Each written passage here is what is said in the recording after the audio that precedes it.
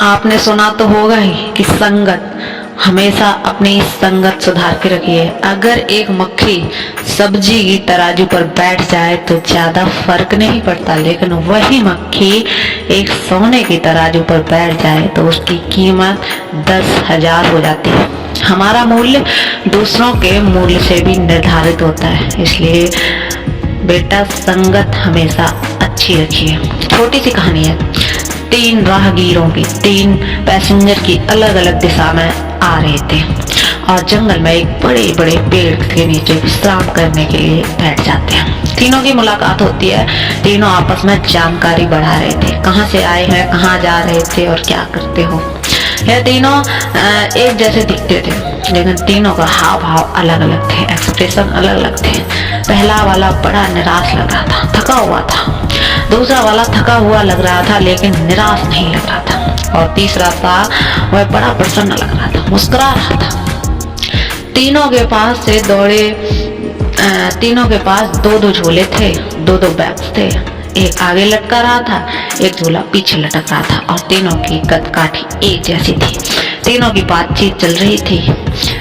इनकी नजर पड़ती है कि सामने की तरफ से एक जो पेड़ था उसके नीचे एक महात्मा जी बैठे हैं और वो इन तीनों को देखकर मुस्कुरा रहे हैं। पहले तो उन्होंने उसको इग्नोर किया, फिर उनको लगा कि महात्मा जी तो मुस्कुराए जा रहे हैं, हमें देख देख के ऐसी क्या बात हो गई। तो तीनों अपनी जगह से उठे और महात्मा की ओर चल पड़े।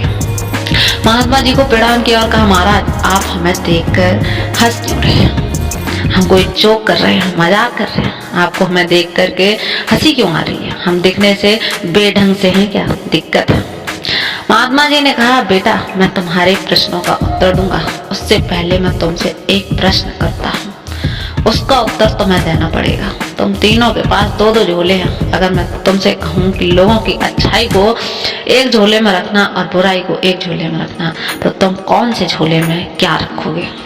पहले वाले ने कहा कि महाराज मैं लोगों की बुराई को आगे वाले झोले में रखूंगा ताकि उसमें जितना हो सके दूर रहूं, अच्छाई को पीछे वाले झोले में डाल दूंगा।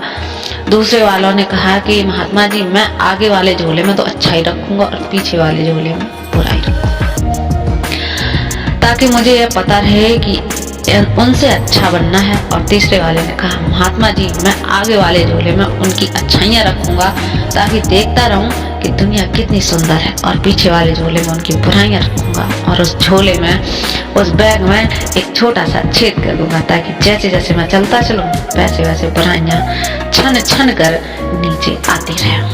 और एक समय ऐसा है कि वो बुराइयाँ का झोला खाली हो जाएगा।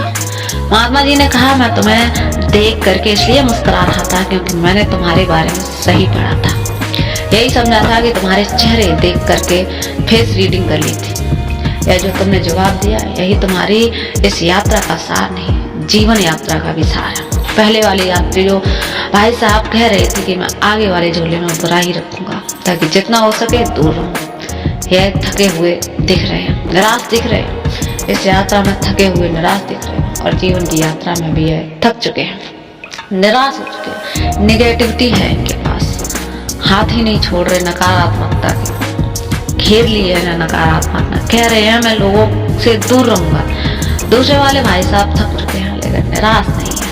वह थक इसलिए गए हैं क्योंकि आगे के झोले में अच्छा रखेंगे, लोगों की तरह बनना चाहते हैं, लेकिन पीछे बुराई रखेंगे, लोगों से अच्छा बनना चाहते हैं। और जब आप ज़्यादा अच्छा बनना चाहते हो और बेहतर करना चाहते हो तो आप थक जाते हो। और तीसरे वाले यात्री को मुस्कुरा करके आनंद में देख रहे हो, वो इसलिए क्योंकि वह सिर्फ अच्छाई पर ध्यान दे रहे हैं। कह रहे हैं अच्छाई देख रहा हूँ दुनिया में, पॉजिटिविटी देख रहा हूँ, बुराई तो धीरे धीरे बुराई के झोले में छेद करके भगा दूंगा। अवगुण खोजते रहेंगे तो एक दिन पता चलेगा कि अवगुण आप में था, इसलिए दूसरों में आपको, हर किसी में अगर आपको कमी दिखाई देती रही तो कमी आप में है, दूसरों में नहीं। बुराई जो है उसका तलाशना बंद कीजिए, पॉजिटिव रहिए, वरना पहले यात्री की तरह आप भी थक जाएंगे और निराश हो जाएंगे। जीवन की इस यात्रा में अगर आप आनंदित रहना चाहते हैं, मुस्कुराना चाहते हैं, आगे बढ़ना चाहते हैं तो तीसरे यात्री की तरह आगे बढ़िए। जीवन में अच्छाई वाले झोले को आगे टांग लेता है और बुराई वाले झोले को पीछे टांगता है और उसमें छेद भी कर देता है, जिससे बुराइयां धीरे धीरे समाप्त होती रहें। तो दोस्तों कैसी लगी आपको ये कहानी, कमेंट करके जरूर बताएं।